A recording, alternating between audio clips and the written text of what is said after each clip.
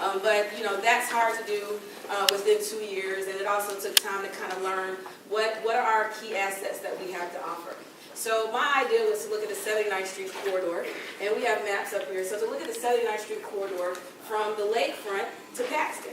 And I was like, well, that's not reasonable because, a real logical termini would be Stony Island. So I decided to work with some of my former colleagues from the Metropolitan Planning Council, including Scott Goldstein and Joanna Trotter, on what sort of initiative could we do to come up with a model, something that we can use as we look at other corridors in the ward, like 75th Street, 83rd Street, 95th Street, and Exchange Avenue. What are some of the things that we can look at? And really this all started when I went to, I participated within the International Conference of Shopping Centers in Vegas.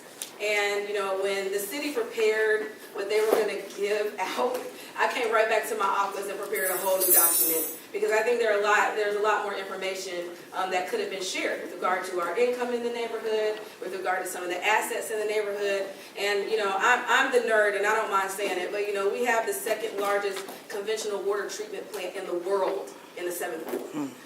And so there's a lot of history here. There's great housing stock. There's great opportunity. It's just a matter of starting the conversation. So we actually started this conversation in December with the Developers Roundtable. And it was really an opportunity to bring together stakeholders. So we had folks from the community, we had experts in planning and banking participate, and developers as well, and looked at what are some opportunities that we can jump off with right now. So at the very western end of the corridor is the Regal Theater. And I can even tell you, I remember the Regal Theater because even before I lived over here, the play that I saw Lenny Wilson in was at the Regal Theater. So I know what type of asset that is to have in a community as an entertainment component. And so there are two gentlemen who have used their foundation to purchase the Regal, and the Regal is now being restored. And so we invited them to give us an update on that. And really what they're thinking of at that end is they're thinking of an entertainment node. So, looking at all four corners, they're even going across Stony as to what could be done. And then at 79th and Exchange, we have a developer who's interested in looking at doing a convenience node. And a convenience node really is, a grocery store, a bank, kind of like a mini shopping mall. So he's interested in doing that at that corner. And then, of course, we have Lakeside. And the reason why I chose 79th Street as a corridor to study is because when you think about it, 79th Street is the premier gateway into Lakeside.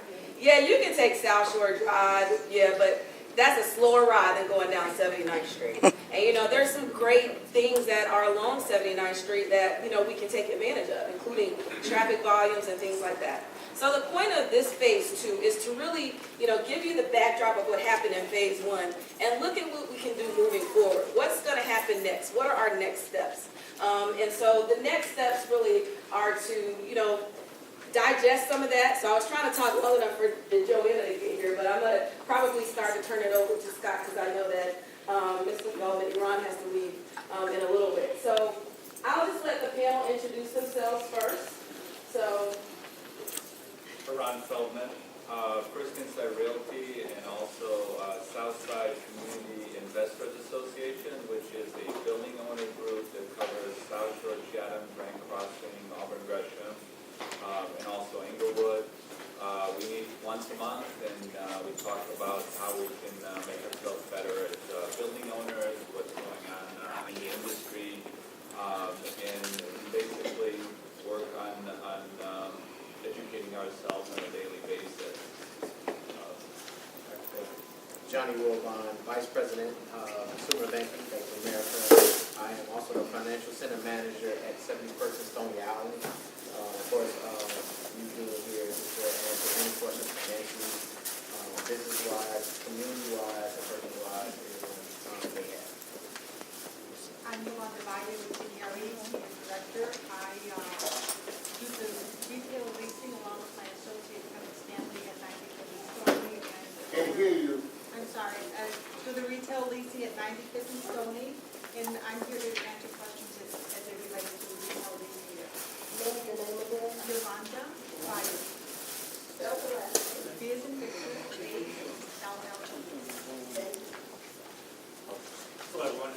Goldstein, I'm a principal at Teska Associates. We do a lot of planning throughout the city and new Alderman homes. We work together at the Metropolitan Planning Council for several years. Happy to be back. Hello, my name is Jaqueline Compton, and I'm the general manager at the 95th and Stony Island Shopping Center. We represent the management of the center. I'm with CBRE, and I'm part of the team with Yolanda and Kevin. Hi, my name is Kevin Stanley. I'm with CBRE. I work on the retail leasing also at 95th and Stony Island Plaza. So, I do want to first start by, we're still waiting for Joanna to have a real good presentation, so I do want her to be able to get it. But I would like to just start with kind of the financial answer here, since I know you have to. Yeah, so I want to make sure you get in, because we had a good everyone at this table I've had a conversation with, and I invited them to speak. And I just, as correction-wise, CBRE, they are not developers, so they're not answering questions as developers. They are answering questions as people who lease to retailers, or owner to retailers. That's who we're targeting. But really, I've had conversations with them about different opportunities, not just along 79th Street, but how do we build up, a lot of these urban corridors. And after leaving the ICSC conference, what I really recognized was that, a lot of these companies need to develop an urban model, and I actually left that conference thinking that I came up with the ideal Walmart Express. And I did not, because I came back to Chicago and saw one on Chicago Avenue. So I thought I came up with that idea. But as it relates to housing, because when you look at corridor development from this perspective, you're not just looking at retail. And that's one of the things that came out of the roundtable we had in December. You're not just looking at retail options. There are going to be a host of options that are going to happen along this corridor.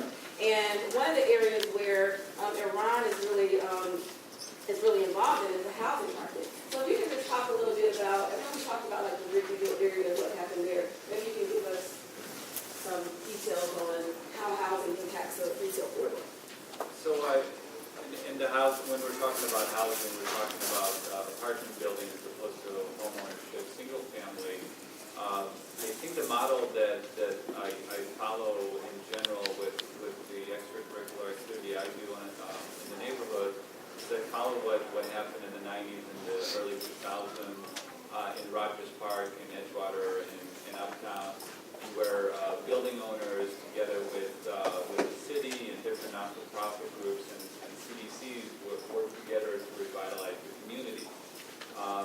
It is something that is doable, it's something that's achievable, and I think that what we're seeing here with the study and the mapping is actually a great first step forward in a lot of ways, because mapping what's going on and understanding what kind of housing inventory, what kind of property inventory we're dealing with is very critical. I think that there's a tendency to fall in love with a lot of like the big corporate names, but when you follow the history of the neighborhoods in Chicago and what's going on and where neighborhoods have developed over the years in a more organic way, and then the big box followed, you'll see that it's the small owners, it's the small investors that came into the community, recognized the opportunity, recognized what is happening, and it's a lot easier to pitch to those people. Say, look, you're not the big boxes are following formulas, they're following demographics. We've all had doors slammed in our faces. No, too much stuff, the demographics is not right. Well, the smaller investors, and there's a few of them here in the room, they see the potential. They're the dreamers. They're the ones who are going in and looking at a three-flat, a distressed three-flat, a mixed-use 20-unit down the street and saying, well, if I fix this up and I get a couple of stores rented out, and I run it the right way, then things are going to work out. And they're the ones that are not necessarily, they're following formulas, but they're not following demographics that are existing now. A lot of them will say, I think down the road it's going to be better. Now, the biggest gripe with those kind of investors in Southmore and Chatham and Grand Crossing, those kind of owners going to bring that kind of, again, are they going to be responsible and rent to Section 8 or whatever? Are they going to take care of the property? And we have here somewhat of a history, somewhat of a challenging issue. But the reality is that when you look at what's been done in some of the other neighborhoods, it is very much doable. And this is what we preach in our group. We preach responsible ownership. We preach hands-on ownership. And we talk about the methods on how to deal with different situations as they develop to make sure that these are rental apartments for working families, for proud families that want to be in the community and want to grow with the community. So it's doable, but it's part of, it's not just saying, well, what are the building owners doing? It's a collective strategy, and I think this is a phenomenal first step forward that has succeeded in other neighborhoods, and there's no reason why it cannot be replicated here. That answers some of the questions. Yeah, I was going to say, can you speak to even, when you talk about a neighborhood that, had to go through this process, can you speak to how, those good property owners were really the attractors to some of these investments? Well, it's almost like a self-fulfilling prophecy. If you run a building in a way that you're portraying yourself as a nice, clean, professional building, and you take care of your tenants, you're building a reputation. And I can say, because I help go after bad owners myself. We're currently working on the Chatham MMRP, which is 79th, 83rd, and Cottage Grove going into the metro track. So it's a 21 square block area.